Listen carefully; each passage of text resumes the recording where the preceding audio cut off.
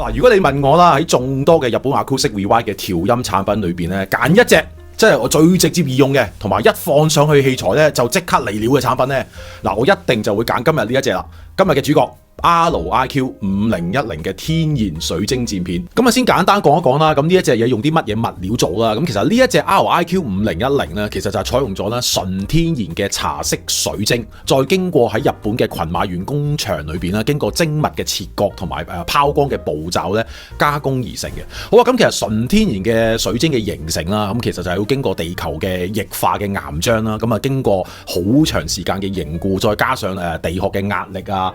風化等等嘅步驟先至係可以形成嘅。咁所以咧，我手上呢一粒嘅5010嘅水晶咧，可以話係啦 Acoustic Rewind 產品裏邊啊生產時間咧最長嘅一件產品嚟嘅，即係閒閒地啦，我諗都需要成數千年甚至乎上萬年嘅時間啦，先至係可以形成嘅。到底咧咁呢一隻5010嘅天然水晶啊，咁到底喂佢用喺邊一度啊？咁同埋點樣用先係可以發揮到佢嘅威力咧？咁樣咁其實咧主要咧佢嘅用法咧其實就有兩方面嘅。咁啊第一方面啦，咁其實佢就係用嚟咧抑制咧機殼嘅諧震。咁由於咧咁我哋器材嘅機殼啦，佢本身咧自身嗰個天然嘅共振率咧 around 其實就係 around 200周到300周左近啦。咁好啦，咁其實佢係好容易就係話，當我哋聽緊歌嗰陣時咧，佢就好容易係會吸收到咧由喇叭本身發出嚟嗰種聲音嘅音頻而產生震盪。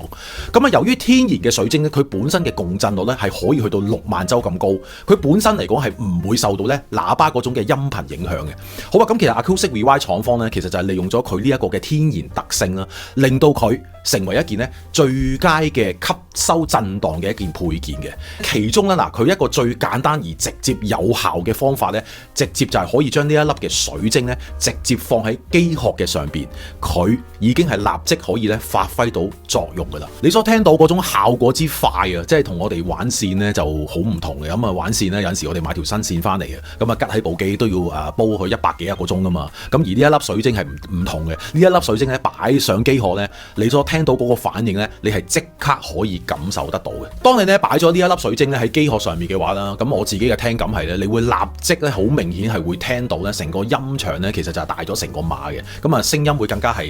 有嗰種嘅立體感啦。咁啊人聲亦都會變得更加豐潤嘅。咁啊其實效果真係非常之神奇嘅。咁啊個器材嘅機殼咁大啦，咁其實我哋都試過咧將呢一粒水晶咧擺喺嘅機殼嘅唔同位置啊，東南西北正中間啦嚇都試過嘅。其實咧聲音咧都有若干嘅變化嘅。咁啊當你咧第一次使用呢一件產品嘅時候啦，咁其實我係可以建議你咧直接擺喺機殼嘅正中間位置聽一聽先。咁如果你知道咧你本身個器材啦，即係火牛係位處於你個器材嘅邊一個位置嘅話咧，其實你係可以咧直接咧由正中間開始出發，直接咧逐 cm 咁樣咧移向你嘅器材嘅火牛嘅位置，而揾出一個咧你認為反應最大嘅位置為止嘅。好啊，咁如果咧你試過咧話喂用一粒用喺某一件器材上面，你嘅反應係好大嘅話咧，咁我係可以好強烈咁建議你咧係可以玩起雙飛，咁啊同時間咧玩2粒放喺呢一個機殼上邊，個效果咧直情係可以話係倍升嘅。咁啊呢一粒水晶啦嘅第二個用法係啲乜嘢咧？咁樣咁其實咧你係可以咧直接咧當佢係戰材嚟到咁玩嘅。咁係你係可以咧直情攞4粒水晶啦嚇，直情係當佢係釘箭咁樣啦，箭喺器材嘅腳部嘅底下嘅。而呢一種嘅玩法咧係可以咧增強咗咧聲音嗰種嘅密度啦，提升聲音嗰種嘅結像啦，同埋微弱動態啊，嗰種嘅層次感啊等等都有提升嘅。咁啊，除咗呢一啲嘅玩法之外啦，咁其實我哋仲有好多咧中意玩水晶嘅客人咧，即係玩到上癮嘅客人啦，都提供咗俾我咧好多新奇嘅玩法嘅喎。咁啊，例如有啲咩咧咁樣咁啊，例如咧嗱，有啲人咧就索性咧嗱，咁啊打開部機個機殼，咁啊索性將呢一粒嘅水晶咧就擺喺佢個器材嘅火牛上邊又有啦。咁啊，而且有啲客人咧係幾乎咧係淨玩到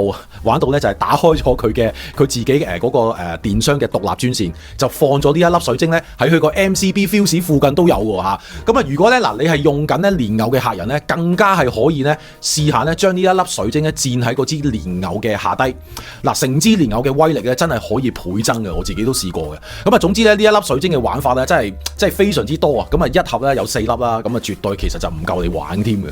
好啊，咁其實講咗咁耐啦，咁我都要講一講啦。喂，玩呢粒水晶有啲乜嘢地方要注意呢？咁樣好啊，咁啊第一樣嘢係啲乜嘢咧？就係話咧，由於我上面講過啦，咁其實每一粒嘅天然嘅水晶啊，都要經過啦長年累月嘅時間咧，係先至可以形成嘅。咁所以咧，嗱，你會試下咧攞一粒啦，你喺燈光咧嘅照射底下啦，每一粒裏邊咧都有佢自己好多嘅一啲紋理喺裏邊嘅，就好似我哋即係人嘅手指紋一樣啦。每一粒咧其實都係獨一無二嘅。咁呢一啲嘅紋理嘅現象咧，其實都係一個正常嘅現象嘅。咁其實咧，我好多客人咧嚟到見到啦，就會即刻問我哋話：喂，哇，係咪打爛咗啊？或者喂，裏邊係咪本身係龜裂咗啊？係咪不良品啊？等等啦。咁其實絕對就唔係嘅。第二樣嘢要注意啲乜嘢咧？咁樣咁其實咧呢一粒嘅5010嘅水晶啊，咁其實佢係屬於茶色系嘅水晶嘅。而所有嘅茶色系嘅水晶咧，都要絕對避免咧受到陽光嘅直接照射。好啊，咁其實當咧你呢粒水晶用耐咗啦，咁你污糟咗嘅話啦，咁其實只要需要係用咧清水啊，或者係蒸餾水啦，